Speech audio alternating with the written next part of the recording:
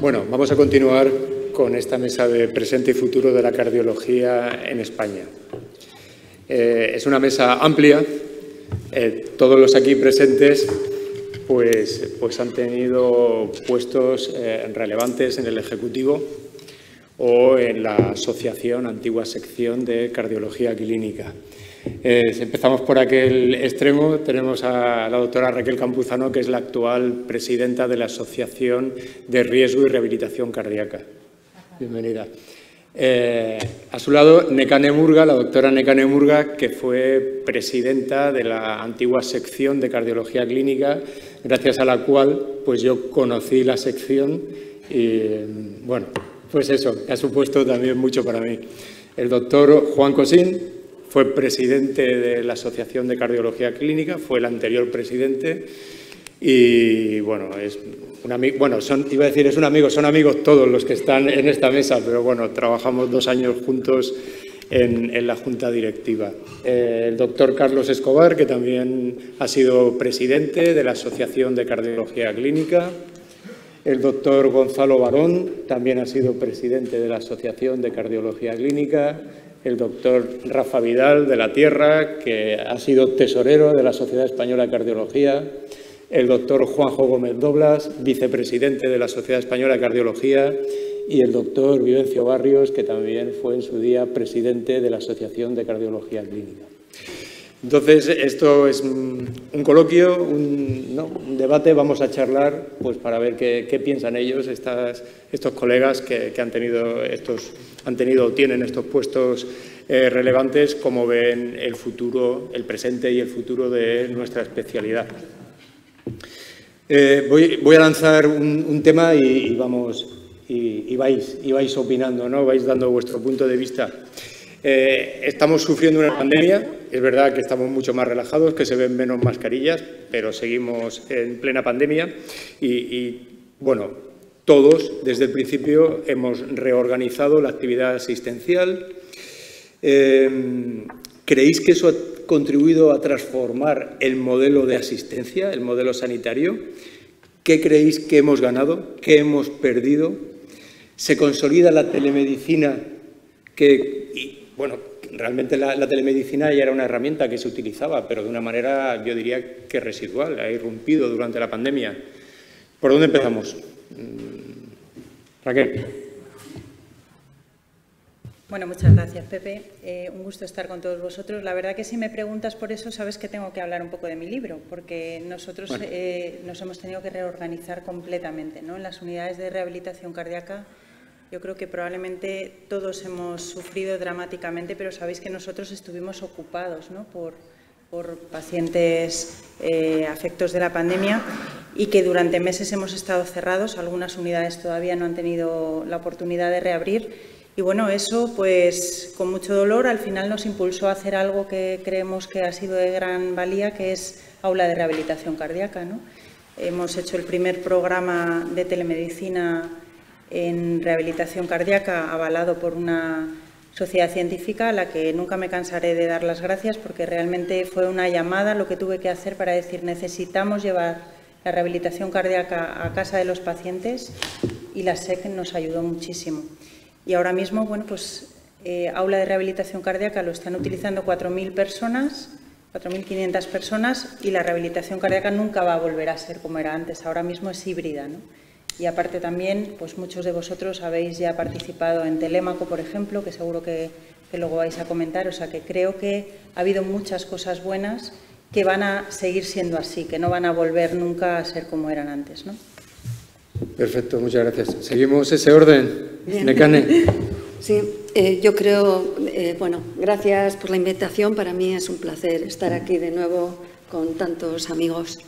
Y quería comentar que sí, que creo que la pandemia nos ha enseñado a todos muchas cosas, que la atención sanitaria no presencial ha ganado claramente puestos, que además se ha visto que hay profesionales que pueden realizar actividades diferentes, que tenemos que adaptar el sistema sanitario en cada momento a sus necesidades y que tenemos que ser conscientes de que ahora se han creado necesidades nuevas, porque es cierto que hay enfermedades y situaciones que no se han tratado de forma conveniente durante estos años y que vamos a sufrir sus consecuencias, y que entonces no debemos volver a hacer lo que hacíamos antes, sino lo que realmente necesitan las personas, ¿no? Y para ello es necesario readaptar el sistema a la nueva situación. Bueno, muchas gracias, Pepe, muchas gracias a todos vosotros por estar aquí ahora con nosotros debatiendo este aspecto tan importante, lo que es y lo que seremos, ¿no? Y yo creo que lo que has preguntado es de enorme importancia, pero yo creo que siempre que hay una crisis suceden cosas malas y algunas buenas, ¿no? Y yo creo que las buenas cosas que ha traído la crisis de la pandemia ha sido que nos hemos tenido que reorganizar de un día para otro, porque de repente dejábamos a los pacientes sin poderles atender y tuvimos que buscar formas alternativas para atenderlos. Y yo creo que la telemedicina ha sido, bueno, pues de las cosas que más ha evolucionado. O sea, estábamos preparados, pero no lo hacíamos. Y del día a la noche, o sea, en una semana estábamos haciendo todos telemedicina, que era algo impensable, ¿no? Por lo tanto, yo creo que sí que hay algo positivo y lo que hay que hacer es tratar de organizarlo y mejorarlo. Pero, sin duda a dudas, esto es lo que podemos sacar de beneficioso de la pandemia. Gracias, Juan. ¿Pero tú crees, Carlos, que eso va a transformar el modelo? Es decir, que la importancia de la telemedicina, creo que casi todo el mundo vamos a estar de acuerdo, ¿no? Y que ha irrumpido ahora, pero de verdad, no solo que se consolide, sino que va a conseguir transformar el modelo hacia un modelo quizás un poquito más híbrido. Bueno, hola a todos. Es que necesitamos que cambie. O sea, ahora nuestros compañeros de atención primaria están viendo 60, 70 pacientes. Todos nosotros, las listas de espera después de la pandemia, bueno, seguimos en la pandemia, pero bueno, no en la fase tan aguda, las listas de espera se han disparado. Necesitamos seguir avanzando en todo aquello que nos permita atender lo que no hemos podido hacer durante la pandemia, es decir, atender bien a nuestros pacientes. Entonces, está muy bien lo que han hecho de rehabilitación cardíaca, hay que dar más pasos porque... Quiero decir, está muy bien, pero hay un montón de pacientes todavía que no van a rehabilitación cardíaca, con lo cual hay que seguir pensando. Lo que nos ha enseñado la pandemia es que no todo es estático, no todo es fijo. Si queremos, podemos cambiar las cosas y necesitamos cambiar las cosas porque ahora estamos en una situación que tampoco es agradable. Es decir, no podemos atender bien a nuestros pacientes porque nos salen por las orejas y no va a haber más medios humanos, no hay más los recursos humanos son los que son, los presupuestos son los que son, luego tendremos que seguir reinventándonos. La telemedicina es una herramienta más, pero no nos podemos quedar en lo que hemos hecho hasta ahora, hay que seguir avanzando porque no estamos llegando todavía. Perfecto, muchas gracias, Carlos, y muchas gracias a todos porque os estáis ajustando al tiempo y estáis dando mensajes muy directos. Gonzalo. Yo coincido, bueno, primero muchísimas gracias, Pepe, y a todos mis compañeros, a todos vosotros por estar aquí y compartir esta mesa. Yo coincido con todo lo que han dicho. Yo creo que hay un problema importantísimo que es la presencialidad o no presencialidad de la asistencia médica. La presencialidad es fundamental para algunas patologías y en algunos momentos de cada patología, pero evidentemente la telemedicina ha llegado para quedarse. La dirección y la administración pública no se lo ha creído, no ha invertido. Y hemos estado haciendo telemedicina con nuestros teléfonos móviles. Esto no puede ser. La sanidad y la administración pública tiene que invertir en telemedicina y los programas están cayendo poco a poco en algunos hospitales, pero aún así con mucho peso y mucho esfuerzo de los profesionales. Por tanto, yo creo que es poco dinero lo que hay que invertir, pero hay que invertir. No puede ser que las listas sigan la misma, los médicos de atención primaria tengan los 60 pacientes y además tengan que hacer telemedicina y los cardiólogos tengan los pacientes y además telemedicina. Eso hay que cambiarlo y ese modelo es el que tenemos que ajustarnos. Y la población hay que educarla, siempre lo hemos intentado y a veces con éxito más o menos, pero a la población hay que educarla, que no hay que ir al médico de familia para todo o al cardiólogo para cualquier cosa, sino que hay que ajustar los esfuerzos, tanto por parte nuestra como por parte de los pacientes, en que se fluya la comunicación de manera posible, pero sin necesidad de que el paciente tenga que estar físicamente en las consultas o en los centros de rehabilitación cardíaca, ¿no? Muchas gracias. Rafa, ¿qué nos cuentas? Está en el micro, bueno. Están arreglando problemas técnicos, que es lo que suele pasar cuando...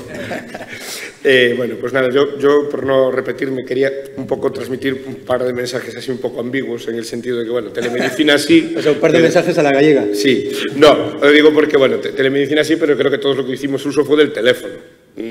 bueno, eso ya estaba en la consulta hace 30 años. Entonces, bueno, yo creo que eso tiene que evolucionar más, ¿no?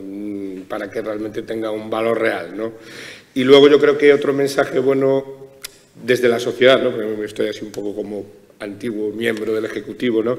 Yo creo que hay que estar preparados para lo que te puede venir y tuvimos suerte de que la SEC estaba preparada para lo que podía venir en lo que se refiere para hacer formación, como lo de Aula RC, o sea, cada cual tirando así un poco para casa, ¿no? Pero yo creo que teníamos mucha inversión en temas multimedia y nos vino bien, ¿no? O sea, que en esto estuvimos preparados. Entonces yo creo que cuando vienen este tipo de cosas lo importante es estar preparado, ¿no? Y sería un poco el otro mensaje, ¿no? Pero yo de la parte de telemedicina yo lo veo, y a mí sabéis que me gusta mucho la tecnología, pero lo veo que o sea, creo que ha sido una solución muy pobre, ¿no? Yo creo que tenemos que ir más allá. O sea, que se debería invertir a lo mejor en aplicaciones, en desarrollo. Ya las aplicaciones ya las tenemos en la consulta desde hace 30 años, que es un teléfono, es que hemos usado teléfonos, no hemos hecho nada disruptivo, diría yo. O sea, esa es la realidad, ¿no? Entonces yo creo que sí que hay que invertir. Pues muchas gracias, Rafa. Arreglamos los problemas técnicos, sí. Bueno, gracias, Pepe, por la oportunidad de hablar ahora y, sobre todo, yo creo, vamos, yo voy a ser un poco disonante. Yo creo que el modelo no va a cambiar, ¿eh? Y creo que no va a cambiar porque el modelo de relación es la relación médico-paciente, una relación basada en la condición humana y en una serie de cosas que no están, digamos, siempre bien conducidas por la tecnología. La gente sigue queriendo ver a su médico, que lo toquen, que lo vean, que lo miren a la cara, y lo digital todavía no llega a esa parte, ¿eh? Es casi como si me dijeras como si el sexo se pudiera hacer de forma digital. Hay formas, pero no es lo mismo, ¿no? Es decir, que yo creo que en ese sentido el modelo no cambiará. Lo que pasa es que yo sí creo que la telemedicina lo que lo hace es más eficiente, porque claramente, digamos, el tiempo que dedicamos a determinadas tareas que ahora realizamos, claramente de forma digital, con las nuevas tecnologías las podemos hacer, y algunas tareas incluso delegadas en otros profesionales, como por ejemplo puede ser enfermería o incluso tareas administrativas. Yo creo que lo que tenemos que mejorar, como dice Rafa, es utilizando herramientas que no es el teléfono, pero desde el punto de vista de hacer eficiente el sistema para hacerlo sostenible, pero realmente el modelo de relación en la salud me temo que no cambiará. Pues muchas gracias, Juanjo. Vivencio seguro que tiene muchas cosas que decirnos, pues él ha sido pionero, al menos ha puesto negro sobre blanco muchas cosas en este aspecto. La verdad que es difícil decir algo nuevo después de tanta gente, pero sí, yo creo que tenemos cosas que poder decir, pero no Vivencio Barrio, sino la Asociación de Cardiología Clínica. En un momento dado en que la pandemia estaba azotando como estaba azotando, desde la asociación pensábamos que era importante hacer un documento de consenso con la Sociedad Española de Cardiología. Preguntamos al entonces presidente Ángel Cequier, que lo vio con muy buenos ojos, y así hicimos un documento de consenso donde congregamos las patologías más importantes: cardiopatía isquémica, insuficiencia cardíaca y fibrilación auricular. Y contamos con los presidentes de las asociaciones diferentes y, por supuesto, con médicos de atención primaria. Y yo creo que se creó un documento de consenso de una gran utilidad, sobre todo porque era una forma, una herramienta de poder transmitir una telemedicina en unas condiciones adecuadas, no en las condiciones de alerta o de alarma que fueron las que nos dispararon una utilización telefónica que no era telemedicina, era algo que teníamos que hacer para cubrir el expediente. Dicho esto, la Asociación de Cardiología Clínica ha seguido trabajando en más proyectos y me gustaría hablar también de un proyecto que es Telémaco, que está colgado en la página web de la Sociedad Española de Cardiología, donde también se habla de nuevas vías y nuevos trabajos para documentar y para facilitar la telemedicina. Hemos hecho un telémaco de insuficiencia cardíaca y un telémaco de cardiopatía isquémica. Por tanto, yo quiero aquí destacar el papel protagonista de la Asociación de Cardiología Clínica, el papel obviamente protagonista, como no puede ser de otra forma, de la Sociedad Española de Cardiología, dando soporte a todos estos proyectos que yo creo que le dan una nueva dimensión. ¿Va a cambiar o no va a cambiar? Bueno, cada uno puede tener su idea. Yo creo que sí que en parte va a cambiar, Juanjo, pero desde luego estoy de acuerdo contigo que la eficiencia va a ser la clave. Evidentemente va a cambiar para remodularlo y hacer una asistencia más completa. Pues muchas gracias, Vivencio. Tengo por aquí algunas notas para hablar de sostenibilidad, pero como ya ha salido esa palabra, creo que voy a cambiar de tercio radicalmente, y para que no te pisen los argumentos, voy a empezar por ti, Vivencio. Estamos asistiendo a, bueno, ya llevamos años asistiendo a un envejecimiento de la población. Bueno, pues porque tratamos mejor a los pacientes y porque la gente ha decidido no tener tantos hijos, ¿no? Entonces, eso hace que el perfil de paciente sea diferente, ¿no? Y bueno, pues nos estamos encontrando que se desarrollan técnicas, pues como la implantación de una prótesis aórtica percutánea, la TAVI, que hace que ahora tratemos pacientes con pues con estenosis aórtica, pues con una serie de comorbilidades y una edad. Yo os quiero preguntar si todo lo técnicamente posible es factible o debe ser factible. ¿Qué pasa? No, claro. Es decir, tenemos que formarnos en bioética porque, claro, es muy sencillo. Bueno, muy sencillo. Una vez se desarrolla un dispositivo, al final es una cuestión de habilidad colocar un dispositivo. Pero eso, de verdad, llega a ser ético. Es una pregunta, una reflexión ante determinados pacientes con determinada edad, con determinadas expectativas y con opciones limitadas a lo mejor de mejorar la calidad de vida. Yo no sé si un intervencionista contestaría lo mismo que yo, pero como yo soy cardiólogo clínico voy a contestar como creo que debería contestar la cardiología clínica. Yo creo que hay que asentar las técnicas para el paciente que son adecuadas. Evidentemente estamos asistiendo a una mejoría espectacular con los tratamientos percutáneos de muchas situaciones y eso no te lleva obligadamente a que todo paciente que sea susceptible de ser tratado con una prótesis aórtica percutánea se le tenga que colocar una prótesis percutánea, porque probablemente en algunos casos no va a aportarles nada, no les va a aumentar su supervivencia si están por encima de una determinada edad, obviamente, y en algunos casos la calidad de vida se empeora gravemente. Es decir, todos asistimos a pacientes que tienen que ir al hospital N veces al año para ir haciéndose sus controles ecocardiográficos, sus consultas, y realmente su calidad de vida yo cuestiono mucho que haya mejorado en algunos aspectos. Dicho esto, yo creo que es muy bueno que se hayan implantado técnicas que realmente son accesibles para todo el mundo. Por supuesto que hay que ser absolutamente abierto a ofrecerle las mejores alternativas a todos los pacientes, pero siempre y cuando se tenga un sentido común. Sentido común que tiene que estar en manos de los cardiólogos clínicos, porque yo creo que al fin y al cabo cardiólogos clínicos somos todos.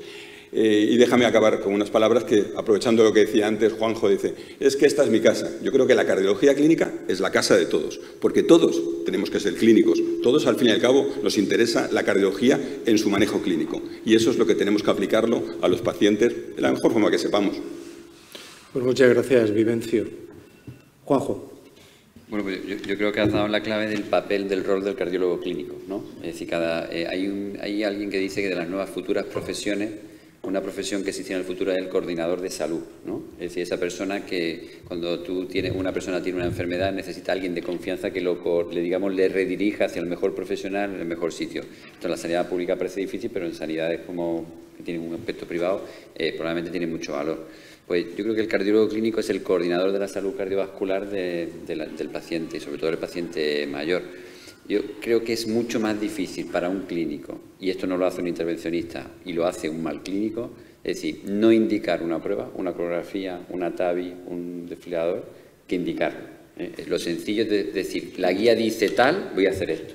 Nuestro rol debe ser precisamente nuestra reivindicación como profesionales, es decir, no, yo en la discusión con mi paciente soy capaz de decir que esto no es la guía porque creo que es lo mejor para usted desde el punto de vista de calidad de vida, o lo que queramos, es decir, o de efectos secundarios. Es decir, el rol del cardiólogo clínico está en eso, es decir, no dejarnos llevar por la fascinación ni de las técnicas ni de las guías, sino el papel está en la discusión con el paciente. Yo creo que ahí esto es lo que hay que reivindicar desde nuestro papel y ahí conseguiremos nuestro protagonismo, ¿no?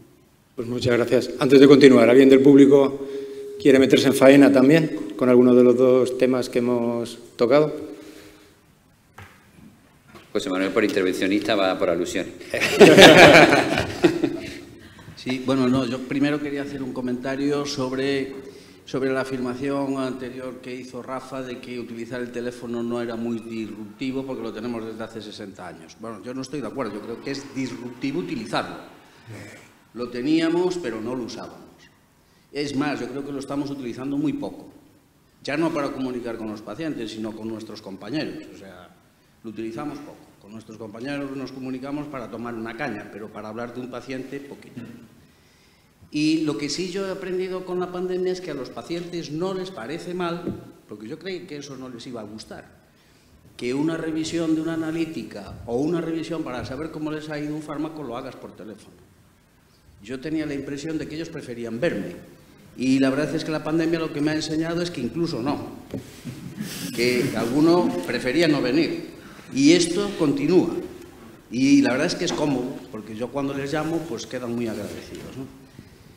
Sobre esta segunda parte de los cardiólogos clínicos e intervencionistas y tal y cual, bueno, yo estoy de acuerdo con Vivencio, todos tenemos que ser clínicos. En mi servicio prácticamente todos los cardiólogos del área que sea tienen consulta, prácticamente todos. Hay un par de excepciones, pero por cosas que no vienen a cuento. Pero creo que no se puede perder el contacto con la parte clínica. Y es verdad que es muy difícil decirle a un paciente que no. Y es mucho más difícil para un cardiólogo intervencionista, porque ya se lo han mandado para decirle que sí. Si te mandan un paciente para poner una TAVI, que ya te lo ha mandado el cardiólogo que le ve en la consulta o en hospitalización, es muy difícil decir que no. Y la verdad es que la experiencia nos enseña, o por lo menos es la mía, que cada vez que viene un paciente con un síndrome coronario agudo, etcétera, tiene lesiones que dicen, yo esto creo que es mejor no tocarle, casi siempre, no digo que sea siempre, pero casi siempre la pregunta es ¿por qué no has tratado esta lesión? Muy pocas veces la pregunta es ¿por qué la has tratado? Casi siempre es al revés. Entonces, sí, para los cardiólogos intervencionistas es muy difícil a veces negar una terapia, pero yo creo que hay estas razones, ¿no? Bueno, muchas gracias por permitirme hacer este comentario. Muchas gracias. Es que como todos somos clínicos aquí, pues me parecía que era un momento para que algún intervencionista se mojase y gracias a ti. Rafa. Bueno, a ver, yo tampoco quería redundar mucho, pero yo creo que más o menos yo creo que la visión que pueda haber pues es la que han dado Vivencio y Juanjo, ¿no? Pero bueno, yo un aspecto que quizás necesitamos avanzar más es en temas de aprender a valorar quizás la fragilidad y la futilidad de las intervenciones, ¿no? O sea, quizás ahí tenemos que hacer un ejercicio todos, ¿no? Para saber realmente a quién no indicar, ¿no? O sea, y saberlo de que no nos vamos a equivocar, no tener, que dices, bueno, ya lo veo y ya sé que no le va a ir bien, ¿no? Pero sí que es cierto que quizás necesitamos un poco más de, porque yo creo que cada vez es más fácil hacer los procedimientos, pero luego otra cosa son los resultados en el seguimiento de esos pacientes, ¿no? Porque tú el procedimiento lo haces, está muy bien, pero igual no cambiamos nada, ¿no? Claro. Entonces yo creo que hay que saber el... No, si es que yo planteaba si teníamos que formarnos en biótica, porque sí. Es decir, ir un poco más allá. Al final, si tú al final del día haces examen de conciencia, dices, joder, es que a lo mejor lo que he hecho es mala praxis. ¿No? Sí, yo creo que hay que saber si es saber si en un paciente eso es fútil, si realmente no le vas a hacer absolutamente nada, lo sometes a un riesgo totalmente gratuito, ¿no? Yo creo que entra un poco lo que es la bioética, ¿no? Realmente, que es, yo creo que esa formación es necesaria, ¿no? Yo creo que, un poco redundar lo que todos han dicho, yo recuerdo que asistí hace unos 5 o 6 años a una mesa redonda en el Congreso del Grupo de Ritmo, de la Asociación del Ritmo, en el que un abogado nos explicaba cuándo decidir no renovar un desfibrilador después de 15 años a un paciente en el que le habían puesto 5 aparatos y no haya funcionado ninguno porque no haya hecho falta.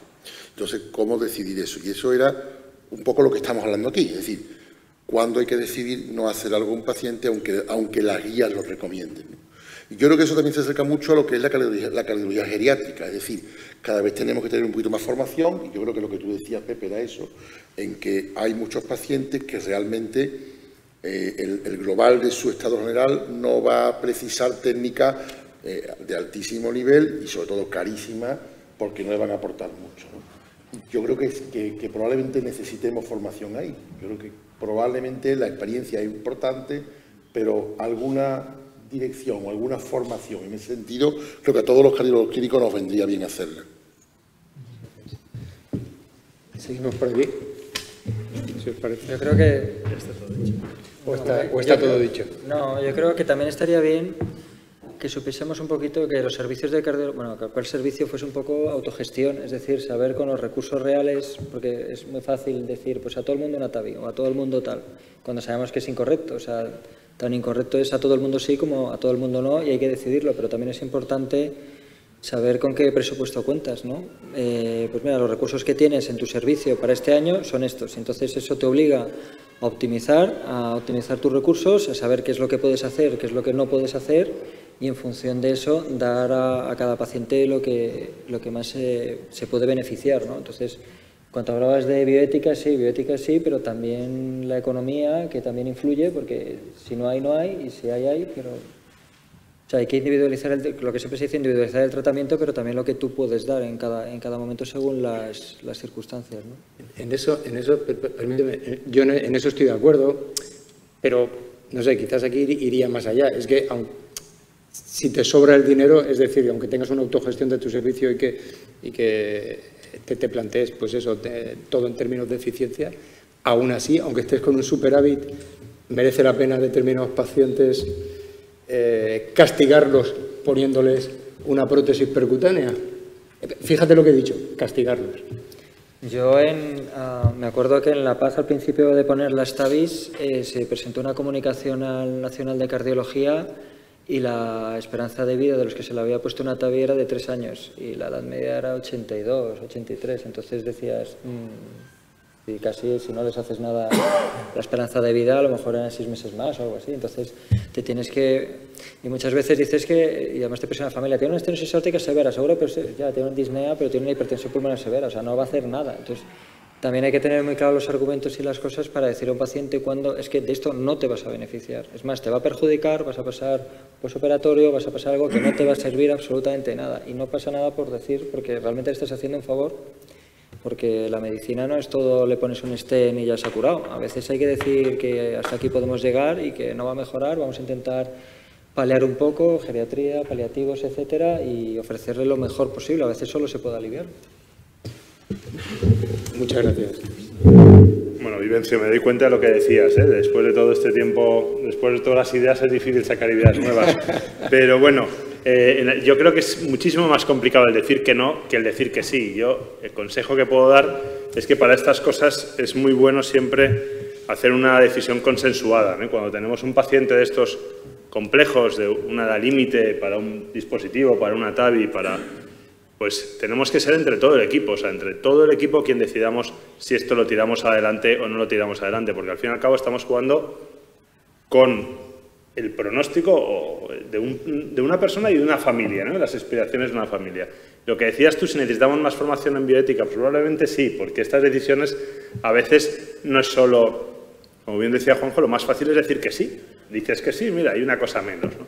Pero yo creo que tenemos que, entre todos, decidir estos casos y tomar la mejor decisión para el paciente, no castigarlo como tú decías antes. Sí. Bueno, yo creo que una de las cosas que va a cambiar en el futuro de la cardiología clínica es que, gracias a todo lo que es la digitalización, pues se van a medir resultados en vida real. Y esto no va a ser solo resultados de mortalidad, morbilidad, en una cirugía o en una TAVI, sino también las decisiones que realicen los clínicos en la consulta. Ahora mismo hay ya mapas de variabilidad donde sabemos que las indicaciones, los resultados entre diferentes médicos y regiones, no sé si habéis consultado alguna vez los mapas de variabilidad, pues son muy importantes y que no siempre esa variabilidad tiene una justificación clínica ni en ocasiones va seguida con el resultado en salud esperable. Entonces, todo esto es algo que el futuro nos dará la oportunidad de medir, de conocer y que hará que las personas sepan cómo están realmente tomando decisiones y qué resultados está teniendo sus pacientes. Y las decisiones, como ha comentado él, deben ser más compartidas. El HER-Team famoso, ya existen en todos los hospitales las comisiones de tumores, las comisiones de oncología molecular y las decisiones que además en un futuro también con la digitalización tendrán soporte porque habrá algoritmos de decisión, se sabrá también por determinantes individuales de las personas si su posibilidad de responder a una terapia o a una técnica es mayor a la de otra persona. Entonces, creo que realmente el futuro de la cardiología clínica es tener mucho más soporte en las decisiones y conocimiento de realmente lo que está haciendo cada uno. Sí, siguiendo con lo que dices, Nekane, yo creo que a lo mejor algo que falta por decir es no dejarse llevar por la fascinación técnica, ¿no? El ser capaz de hacerlo y incluso el tener indicaciones límites de cara a una curva de aprendizaje que todos conocemos que en muchos lugares intervencionistas lo hay cuando uno empieza con una técnica, no significa que haya que hacer esa técnica. Entonces, yo creo que desde luego hay que formarse en futilidad, incluso se me estaba ocurriendo así según nos escuchaba, que yo creo que tenemos que hacer documentos de futilidad en procesos. Y eso os corresponde sobre todo a los que estáis llevando clínica y sería de muchísima ayuda. Y los comités de ética, que fueron dramáticos en la época COVID, vamos, yo no sé si asistíais a las sesiones COVID, pero yo la primera vez que asistí salí casi llorando de allí, ¿no? Hay estos recursos y hay que decidir y el comité de ética ha dicho este sí, este no. Bueno, pues en situación menos dramática, más calmada, yo creo que pueden ayudar muchísimo a decidir qué se debe hacer y qué no, ¿no? Pues seguro. Muchas gracias a todos. Quería comentar, y quizás si me permitís, pues ahora, ¿no?, para que no estéis siempre los de los extremos sometidos a la primera palabra, pues a Juanjo, que está en el actual Ejecutivo y seguro que puede comentarnos, seguro que todos, ¿no? Pero bueno, quizás él se está planteando, claro, el Real Decreto que regula los títulos de especialista es relativamente antiguo, 2007, 2008 creo recordar, ¿no? Y se está planteando ahora pues uno para, pues eso, títulos de especialistas en ciencia de la salud, donde estén también los diplomas de área de capacitación, es decir, lo que llamamos vulgarmente las subespecialidades. ¿Qué papel va a tener, si nos puedes contar, o puede tener la SEC? ¿Se va a regular ahí? Se está hablando que se puede regular el papel de los becarios, que eso pues seguramente también es algo esencial. Bueno, os puedo hablar un poco de la persona que más sabe de esto, fundamentalmente el profesor Ángel Ezequiel, porque sabéis que es ahora mismo el presidente de la Comisión Nacional de la Especialidad y además ha estado muy implicado en todo el tema de las áreas de capacitación específica, ¿no? También Rafa sabe bastante de esto. Sabéis que la área de capacitación específica fundamentalmente lo que intentan es que haya se legisle digamos, su especialidad determinada en las especialidades médicas, ¿no? El problema de esto es que, claro, nosotros, por ejemplo, podríamos, si nos ponemos ahora a hablar en cardiología, podríamos buscar hasta 7 especialidades, digamos, incluso algunas muy clínicas, como puede ser insuficiencia cardíaca o rehabilitación cardíaca, si me apuráis. Pero imaginaros también, por ejemplo, en el área de ginecología, medicina interna, en todas las especialidades, a su vez, hay un árbol, que con lo cual, esto lo que ha hecho claramente es que las áreas de capacitación específica, por definición, por tanto, van a ser pocas. Yo creo que es la primera, ¿no? La primera cosa que hay que saber. Segundo, ¿cuáles son? Pues sobre todo las que tengan mucho de, digamos, actividad técnica, mucho de formación técnica y no tanto de formación clínica. Y por tanto, y ya lo voy trasladando un poco al área de la cardiología, las prioritarias en el área de cardiología son arritmia y hemodinámica, ¿no? Por razones obvias, ¿no?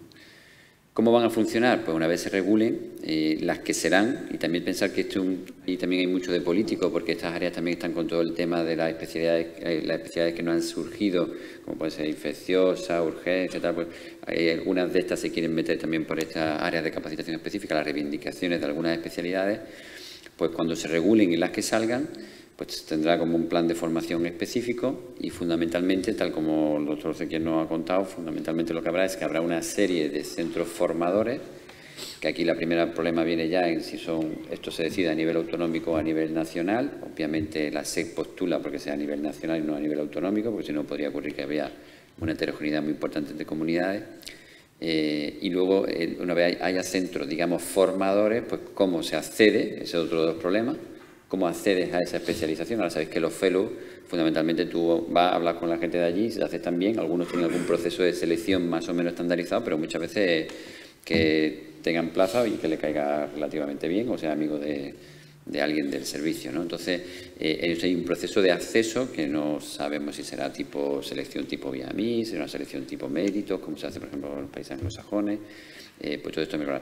Hay otro problema que es cómo capacitamos a los que ya tienen esa tal, que eso habrá que verlo, y probablemente ahí sí que pensamos que probablemente lo que ocurrirá, o por lo menos la SEC lo que promueve, que sean las propias jefaturas de servicio en función de los profesionales que ya tienen desarrollando una determinada tarea con unas competencias, eso sea así, pero eso el decreto todavía no lo ha dejado nada claro.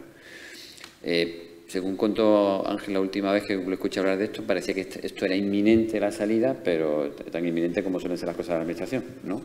Y fundamentalmente, probablemente las que saldrán con mucha, porque de casi todas las especialidades médicas, las que mejor lo tienen, sobre todo la que mejor lo tiene es arritmia, porque ya lo tenía muy desarrollado para el tema de la acreditación que hace la propia sección.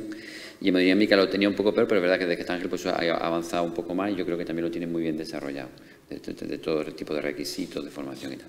Y ahí estamos, es decir, que es un tema que surgirá, que creará pequeñas desbalances al principio, pero que yo creo que es un camino, porque fundamentalmente el tema de los fellows es un tema que está abandonado ahora mismo en España, no tiene una regulación, es un problema diario para poderles darles cobertura legal, y yo creo que las áreas de capacitación probablemente sí que puedan dar una respuesta. Y bueno, un poco eso, por no extenderme mucho, no sé si Rafa quiere hacer un comentario.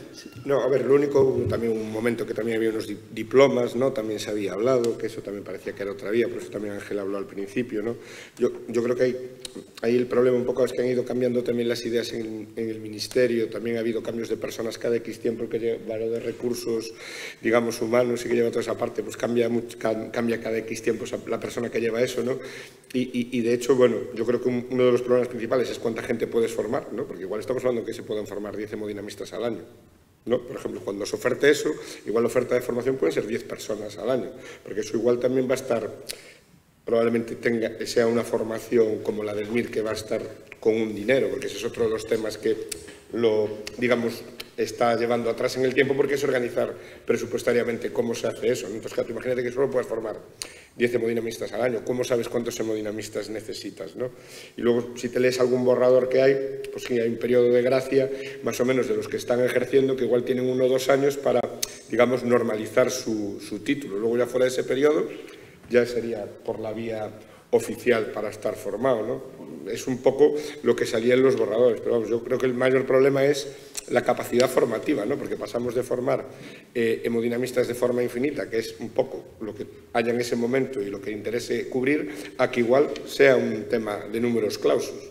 Y luego cómo se entra, ¿no? Esa es la otra parte. La idea es que fuera solo para estas subespecialidades más técnicas, o como decía Juanjo, se puede plantear hacia otras áreas. Se podría plantear, ¿no? Pero, fijaros, o se va a plantear. En el documento de aquel que se hizo, el último documento del futuro de la cardiología, que va un poco a la mesa, que lo estuve leyendo el otro día precisamente para esto, precisamente se hablaba del área de competencia específica como uno de los objetivos, y ahí se metían algunas como cardiología clínica, incluso venía ahí metida, porque además el papel de la cardiología clínica en ese documento estaba como muy preponderante, pero obviamente está insuficiencia cardíaca, cardiología pediátrica, hay muchas de estas que podrían ser pero claramente, claro, pensar que eso es lo que propone la sociedad científica, pero en el Ministerio las sociedades científicas no somos bien vistas, la SEC probablemente sí, porque es la más, lo puedo decir aquí con boca pequeña, quizás la más profesional, la más potente de las sociedades, pero imaginaos que hay áreas, hay topics que tienen varias sociedades a la vez, y tú mañana puedes juntarnos de aquí y sacamos una sociedad científica hoy, la Sociedad Compostelana de Cardiología. Es decir, y eso el Ministerio es difícil que asuma el papel de la sociedad científica, entonces lo hacen solo a través de las comisiones nacionales de especialidad. Y obviamente va a ser muy restrictivo, porque algo que se me olvida, que claramente Rafa ha hecho bien recordarme, es que eso tiene que tener una asignación presupuestaria a la formación, como el MIR, y esa la tienen que dar las comunidades. ¿Y cuántas van a dar las comunidades? Habrá comunidades que quieran dar más, habrá que quieran dar menos, habrá comunidades que tienen menos capacidad. Es decir, que esto tiene, todo eso que aparte lo tiene que aprobar el interterritorial, es decir, que no es un procedimiento sencillo, aunque sí que es verdad que el último borrador está muy avanzado. Y yo creo que tiene recogido en las de cardiología, si están claras que son estas dos. Y estas dos, sí, inicialmente son dos, porque además son las únicas que tienen el cuerpo ya estructurado, porque arritmias lo tenían muy desarrollado. Ten en cuenta que la acreditación de los arritmólogos en nuestro país, incluso el modelo europeo se parece mucho al español, ¿no? El de acreditación de profesiones de arritmia. Gonzalo. Yo quiero aportar además que uno de los problemas que tenemos para el tema de la formación es que desde el punto de vista legal, el Ministerio de Sanidad, las sociedades científicas no las reconoce como elemento y reconoce, aunque os parezca paradójico, a los colegios de médicos.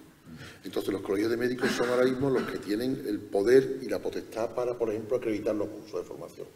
Cosa absolutamente, hoy en día, increíble para todos nosotros. Pero la realidad es que la ley es así. Entonces, cuando hemos estado, yo que estuve también en la sociedad, en el comité, cuando intentamos hacer cualquier cosa, el Ministerio simplemente decía que vosotros, la sociedad científica como tales, no tenéis cuerpo jurídico que tenga peso, ¿no?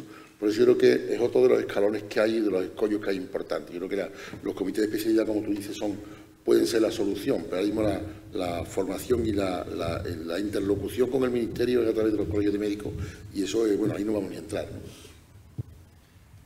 ¿Queréis comentar algo más por este lado? Sí, simplemente que es una necesidad, porque ahora cuando tienes que cubrir una plaza específica con el sistema actual de bolsas sanitarias y demás, si no tienes las subespecialidades, tú necesitas un hemodinamista y te viene un ecocardiografista.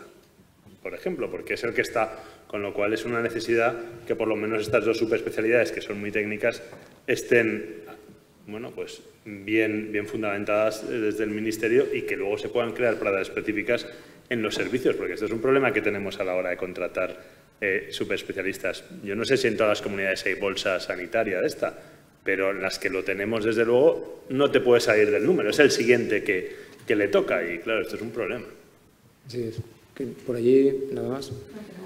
Plazas perfiladas sí hay, de hemodinámica y electrofisiología. En el País Vasco sí hay. En la Comunidad Valenciana no. Y se saca OPE específica para estas, con un tribunal específico, con un examen específico, y lo que pasa es que no quedan claros los méritos que tienes que presentar para, que es donde luego hay veces que hay impugnaciones, porque los méritos de acceso es lo complicado.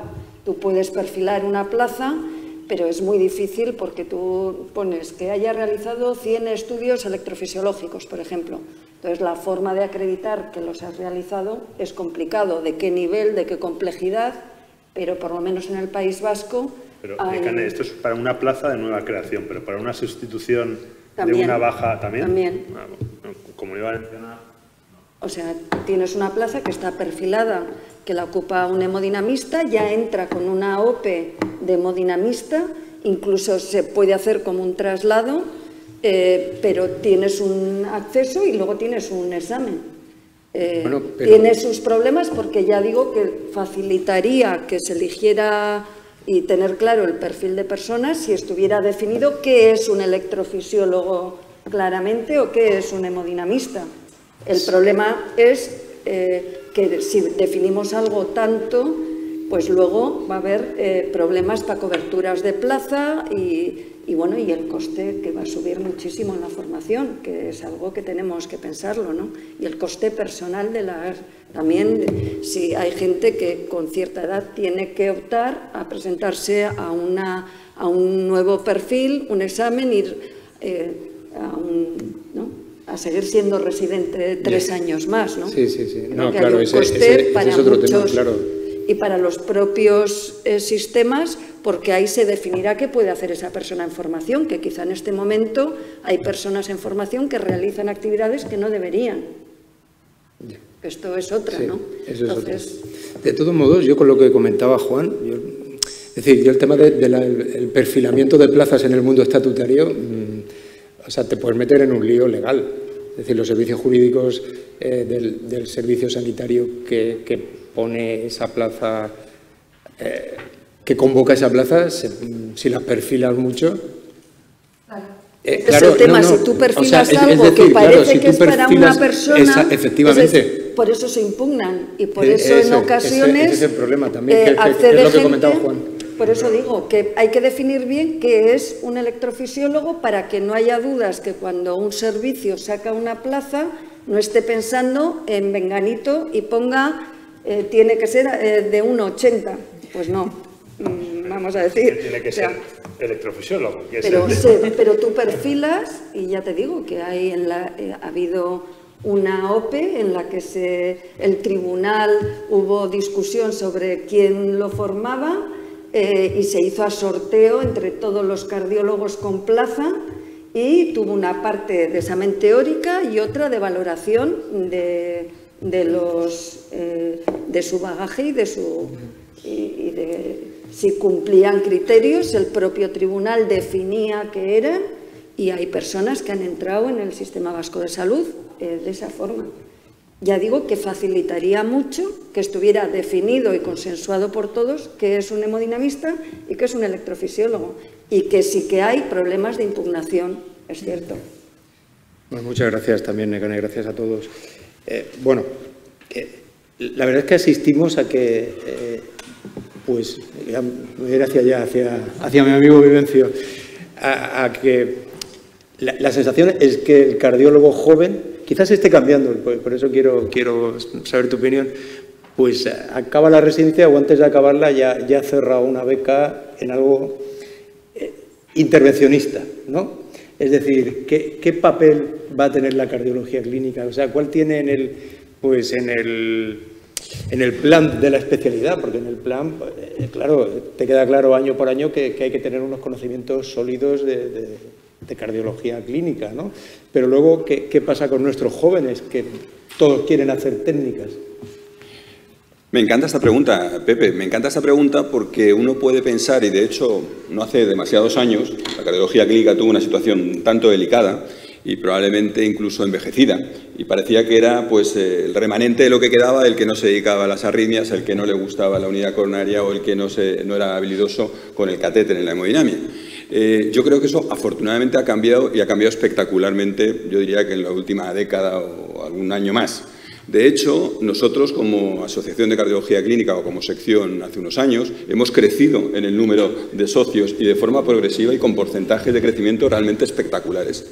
Somos la asociación con más socios dentro de las asociaciones de la Sociedad Española de Cardiología y eso yo creo que indica que la gente se interesa, porque indudablemente se crece a través de la gente joven. Y la edad media, ahí está claramente por debajo de otro tipo de reuniones. Así que yo creo que la cardiología clínica a la gente le interesa. Y agradezco mucho el comentario de José Manuel porque realmente yo creo que, como hemos comentado y en la línea de lo que he dicho, cardiólogos clínicos somos todos. Indudablemente, necesitamos especialistas, y retomo un poco las palabras de Nekane, lo que hace falta es definir exactamente quién es subespecialista realmente, quién es hemodinamista y se puede identificar como tal. Eso habría que regularlo y habría que regularlo bien. Pero claro que los necesitamos. Yo me siento mucho más cómodo mandando que le implante una tabia a un paciente mío, un determinado hemodinamista que tiene una experiencia X que otro que a lo mejor tiene menor. Yo me siento mucho más cómodo ablacionando una filación auricular con mis arritmólogos que con otros arritmólogos que quizá tengan menos experiencia. Yo creo que el futuro de la cardiología es la integración, la complementación entre el cardiólogo clínico, que al fin y al cabo es el paraguas de toda la cardiología clínica y de toda la cardiología en general, con los subespecialistas que van a servir para apoyar y para dar el tratamiento adecuado a los pacientes que lo requieren. Pues muchas gracias, Juanjo. Quería comentar que esta mañana, precisamente antes de empezar la inauguración, pedí a la SEC cuántos miembros hay en la cardiología clínica. Tenemos de numerario en la SEC, ahora mismo serán unos 6.000 y pico, 6.400. Cardiología clínica tiene 2.450, con muchísima diferencia con cualquier otra asociación, lo digo por el número, ¿no? Y luego quería hacer un comentario sobre yo creo que lo de los jóvenes yo creo que ha cambiado para bien. Es verdad que la trayectoria de la Asociación de Cardiología Clínica ha dado un cambio importante, pero sí que es cierto que nos falta tenemos un pequeño problema de liderazgo. Y no digo de liderazgo en la asociación, que no lo hay, al revés, precisamente esta mesa lo demuestra, es de liderazgo a nivel de los servicios.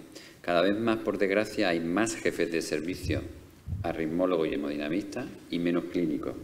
Y esto es un problema, porque los servicios, la mayoría, la actividad asistencial, más del 60% es clínica. Y no lo digo por José Manuel, es intervencionista, y es un excelente clínico además, y lo sé de primera mano desde hace mucho tiempo, pero tenemos cierta tendencia que cuando hay jefes de servicio no clínicos, hay cierta tendencia a hipertrofiar las áreas invasivas y eso hace que toda la cardiología, en ese sentido, la percepción de la cardiología es esa. Y en eso yo creo que tenemos que, desde la asociación, lo digo como una sugerencia, es formar a líderes clínicos. Es decir, igual que lo hace la SEC, que de vez en cuando lo hace, y a la cual obviamente tiene que estar abierto todos los profesionales de la SEC, pero quizás desde clínica hay que buscar liderazgos de jóvenes clínicos, que los hay brillantes, que algunos están en insuficiencia cardíaca, otros están aquí, otros están en riesgo, pero yo creo que en las asociaciones clínicas tenemos que buscar este tipo porque no podemos... Tiene que estar más equilibrado y si os fijáis ahora las jefaturas, la gran mayoría están orientadas hacia el área invasiva. Sí.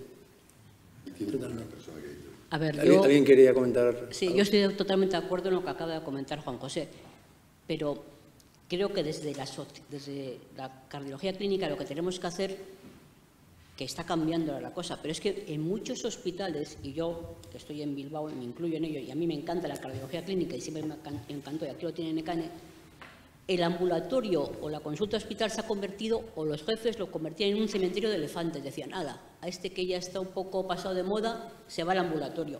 Y no es así, o sea, si el ambulatorio, si la planta, si la cardiología clínica no funciona bien, no funciona bien el servicio. Y es que tenemos que cambiar ese concepto, que donde parte todo es en la cardiología clínica. Y gracias a Dios la cardiología clínica, gracias al cambio con la insuficiencia cardíaca, gracias al cambio de muchas cosas, estamos volviendo a tener protagonismo. Pero es que hay jefes de servicio como el mío que no conocen esa acupuntura valsartán. Entonces, ¿de qué estamos hablando? ¿De qué estamos hablando? ¿De qué liderazgo estamos hablando? O sea, entonces tenemos que volver a potenciar la cardiología clínica, porque si no vamos muy mal. Podremos poner muy bien a TAVI, pero para ponerla hay que indicarla. Ya, ese comentario va muy en la línea de lo que yo decía, porque precisamente cuando tú eres intervencionista y no has pasado consulta o pasas muy poca consulta, lo que pasa en la consulta solo te interesa que te manden los pacientes. Si tú eres cardiólogo clínico y pasas consulta y has pasado consulta, te preocupa que todas las consultas tengan un electro, un eco, que no vean más de 14, 15 pacientes como mucho, que tengas tiempo de sobra para ver los pacientes, que todo sea accesible y fácil.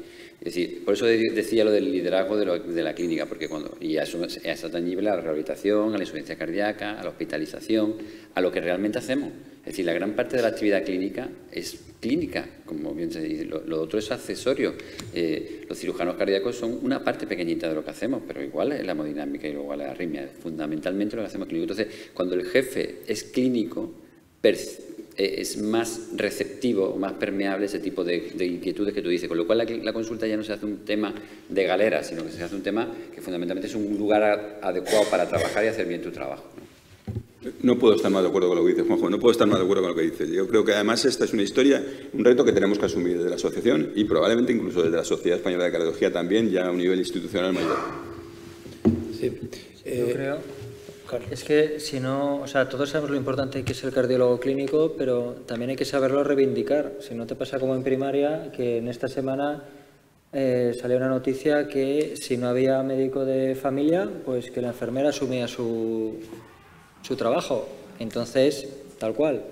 Y lo peor de todo es que no ha habido grandes protestas. O sea, están así con la cabeza agachada. O sea, entonces, sabemos lo importante que somos porque es la base de la cardiología, ¿no? La cardiología clínica, pues tan importante es la cardiología clínica en sí como hacer ver a la gente lo importante que es. Entonces hay que tomar medidas y acciones para eso, porque si no, o sea, los médicos de familia ahora puedes hacer con ellos lo que quiera, la administración ahora te ponen hasta una enfermera para hacer su trabajo si no hay. Y en lugar de decir, pues si no hay médico habrá que contratar más o habrá que buscar alternativas, no, pues la enfermera que haga su trabajo y punto. Y nadie ha protestado así en plan a lo bestia, o sea, están agachados, con la cabeza agachada totalmente. Entonces, pues para que no pase eso, reivindicarlo. Muchas gracias. Raquel. Sí, yo creo que también hay que medir lo que hacemos, ¿no? Como cardiología clínica. Nosotros la semana pasada se presentó el programa TAVI en el hospital y lo primero que se hizo fue reconocer que la TAVI iba bien por los cardiólogos clínicos, las infecciones que se habían evitado, los días de ingreso que tenían esos pacientes. Entonces yo creo que, como tú dices, hay que hacerse valer y medir lo que estamos haciendo todos como cardiólogos clínicos, porque ponte a poner TAVIs sin cardiólogos clínicos que lleven a esos pacientes después, ¿no? Y bueno, un poco por poner la nota de optimismo, yo creo que está cambiando con lo que decíais de la juventud. Nosotros no llegamos a 2.400 socios, pero tenemos 1.700 en riesgo. Somos, me parece, los segundos, ¿no? Somos los segundos. Y la mayoría han sido en los últimos 4 o 5 años, o sea, y gracias a cardiólogos jóvenes. O sea, que afortunadamente creo que estamos volviendo a virar el péndulo hacia donde debe ser, ¿no? Antes, una cosa sola. Yo creo que a veces el mercado se regula también un poco solo, ¿no? Porque al final, si lo pensáis, los servicios invasivos están bastante rejuvenecidos. Entonces la gente, cuando también piensa dónde se va a meter, igual es que ya no tiene sitio. También, o sea, la gente también luego va razonando en función de cómo ve el mercado. Yo conozco hemodinamistas que ya no trabajan de hemodinamistas, o muy poco, se forman y luego igual no pueden trabajar de hemodinamistas. Entonces, claro, el mercado también te regula los intereses. Gonzalo. Yo muy brevemente quiero hacer aquí un llamamiento a que hagamos cosas y, como acaba de decir Raquel, las miramos. En todos los hospitales, yo estoy en un hospital muy grande, que es el Virgen del Rocío, ¿cuánto trabajo cuesta que la planta de cardiología haga un trabajo clínico? ¿Cuánto trabajo cuesta que las consultas de cardiología hagan trabajo clínico? Y qué fácil es para un hemodinamista o un electrofisiólogo hacer el trabajo. ¿Por qué? Porque lo tienen todo informatizado y están acostumbrados a medir. Y a nosotros, y lo digo como crítica constructiva, lo digo positivamente y con idea de hacer algo proactivo, tenemos que acostumbrarnos a medir lo que hacemos y a que nos evaluemos nosotros y que veamos cuántos pacientes con infarto hemos ingresado, cuántos hemos dado de alta, cuántos colesterol tenemos por debajo de 55, cuántos han dejado de fumar, cuántos tienen la tensión controlada, cuántos han reingresado, cuántos, o sea, todas esas cosas tenemos que medirlas. Y eso lo tenemos que hacer los cardiólogos clínicos. ¿Y eso cómo se hace? Se hace teniendo en la mesa del servicio, encima de la mesa, la asistencia y la medición de la asistencia. en las consultas, la asistencia y lo que hacemos, cómo lo medimos. Y eso es una cosa que creo que debemos de incentivar nosotros y procurar hacerlo un poquito más en los próximos años. Muchas gracias. Nos va quedando menos tiempo, pero bueno, tengo aquí un montón de temas, pero quizás algunos enlazarían con lo que hemos hablado. Este no. ¿Qué papel creéis que puede tener el cardiólogo o nuestras sociedades científicas cardiológicas en los nuevos modelos de lanzamiento de fármacos? Porque al final nosotros prescribimos, ¿no? Los clínicos prescribimos. Modelos de introducción de fármacos a cambio de resultados en salud, modelos en función de resultados, como los tratamientos oncológicos, que esto no tiene nada de nuevo, ¿no? Cuando salieron las pastillas Alka-Seltzer a principios del siglo XX en Estados Unidos, pues ya se decía, si no le quitas dolor de cabeza, no pague, ¿no? Es decir, pero son modelos que no se acaban de introducir en el sistema sanitario, que a mí me gustan porque son innovadores, pero mi reflexión o mi pregunta es, ¿qué papel debemos tener nosotros ahí? Yo quería decir que en otras áreas sí hay contratos que pagan por resultados. Ahora mismo las terapias CAR-T se fraccionan en dos el pago y se paga la segunda fracción si el paciente sigue vivo y sin reaparición de enfermedad al año y medio de la terapia CAR-T. En la terapia de la atrofia medular espinal es a 5 años el pago anual y hay una valoración de si el paciente va perdiendo capacidad muscular y cada año se paga al laboratorio si el paciente sigue una progresión de la enfermedad. Entonces, que ya tenemos modelos de contratos de riesgo compartido con los nuevos fármacos, ¿no? Son unos fármacos muy concretos y también de un elevado coste. Probablemente en un futuro esto se incorporará a patología cardiovascular y además igual por poblaciones, ¿no? Sale ahora una medicación que es capaz de controlar el colesterol con unas terapias que se pueden espaciar y probablemente se pondrán en un área y se pagarán si consigue reducir en esa población en un porcentaje el nivel del LDL y además en esa población se reduce el número de infartos agudos. Yo creo que es algo que está mucho más próximo que lo que creemos. Sí, pero sabemos lo que hemos... Tú ahora, con eso, lo que hemos hecho algo de gestión, sabemos que son modelos de riesgo compartido, que no se ha avanzado nada en enfermedad cardiovascular, sino en tratamientos básicamente oncológicos. Al final los negocia la industria farmacéutica con la gerencia del hospital. Es así. Es decir, salvo... El ministerio, generalmente. Pero a veces incluso por lo menos intentan negociarlo directamente con el gerente, ni con el director médico. Sí, en Europa... ¿Sabes tú si ha tenido algún papel la Sociedad Médica de Oncología en esos modelos o ha sido simplemente algo bidireccional, gestores, financiador y proveedor? Hombre, a mí me gusta un poco, por ejemplo, en Alemania, este tipo de fármacos se aprueban mucho más rápido que nosotros y durante un año se miden en vida real. Y entonces, si al año se comprueba que el fármaco es eficaz, el proceso de autorización es muy rápido. Esto se hace con muchos medicamentos. Entonces, pero también, si en un año su uso no tiene resultados, no se autoriza. Eso hace además que el propio laboratorio esté muy interesado en que la prescripción sea en el paciente que más se beneficia y se monitorizan los resultados. Yo creo que es algo que se hace, por ejemplo, en Alemania y que en un futuro sería interesante que aquí se incorporara. Déjame comentar una cosita. Efectivamente, en Alemania existe esta estrategia y además existe todavía un punto mayor. Ellos acuerdan un precio para el fármaco para un determinado número de pacientes y si luego se han prescrito muchos más tratamientos, se ajustan los precios según el número de tratamientos que se ha ajustado. En Reino Unido también existe un acuerdo y, como sabéis, esta tarde hablaremos probablemente de una molécula como es inclisiran, que ha tenido un acuerdo con Reino Unido para llegar a ese acuerdo. Sin embargo, yo no estoy tan seguro que España sea tan permeable a gestionar este tipo de operaciones. Y en ese sentido, y yendo directamente a la pregunta que hace Pepe, yo creo que las sociedades, y en concreto la Sociedad Española de Cardiología, ha tenido un impacto, yo diría que prácticamente nulo, aunque me apetece decir nulo, sobre el Ministerio de Sanidad para ningún tipo de negociación, por ejemplo, con los IPTs. Yo he tenido la suerte o desgracia de estar valorando IPTs, la SEC ha hecho un pronunciamiento sobre el IPT y el Ministerio ha dicho, fenomenal, buen trabajo, al cajón. El cajón que nunca se abrió.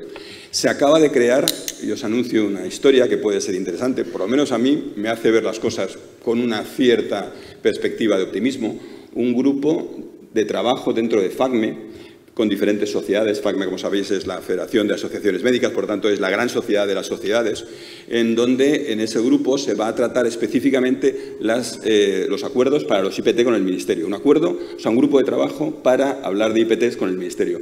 Y yo he tenido el orgullo de ser, o seré, el representante de la Sociedad Española de Cardiología para ese grupo de trabajo y a ver si así pues tenemos algún tipo de influencia o de impacto sobre el Ministerio para poder influir sobre todo sobre los IPTs, porque las autorizaciones de fármacos no son problema. El problema es que luego te cortan la viabilidad para administrar ese fármaco porque no se financia y lo estamos viendo un día tras otro. Si de una vez el IPT por lo menos te escuchan, hombre, habremos avanzado. Hasta ahora no nos han escuchado.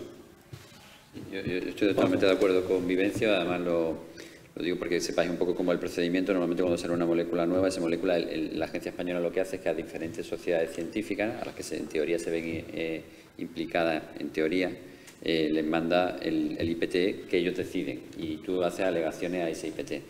Lo que dice Vivencio es totalmente cierto. Tú puedes mandar lo que quieras, que después ellos contestan lo que les da la gana, incluso también lo que la compañía hace. Tanto es así que incluso a veces ni siquiera te lo mandan. Hoy me ha gustado la charla de Tomás con el Tafamidis, me parece que era, que sabéis que el Tafamidis, por ejemplo, no se le mandó a la SEC. Cuando es para la indicación de cardiología, pues no se le mandó a la SEC.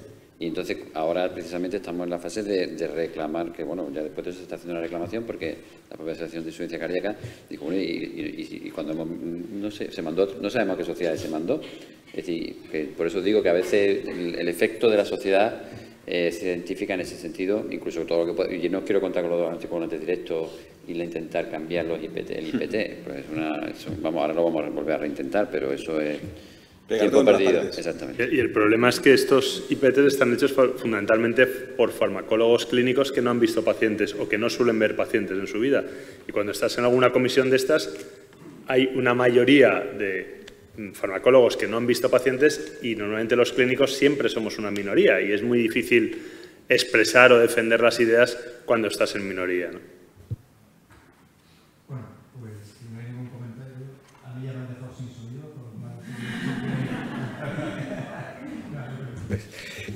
Quiero daros las gracias a todos, de verdad. Se han quedado muchas cosas en el tintero, pero es que, bueno, ha sido muy... Bueno, por lo menos para mí ha sido muy fructífera esta mesa, conocer vuestros puntos de vista. Tenemos una comida de trabajo, un picoteo aquí fuera para luego continuar con la jornada de la tarde. Muchas gracias a todos.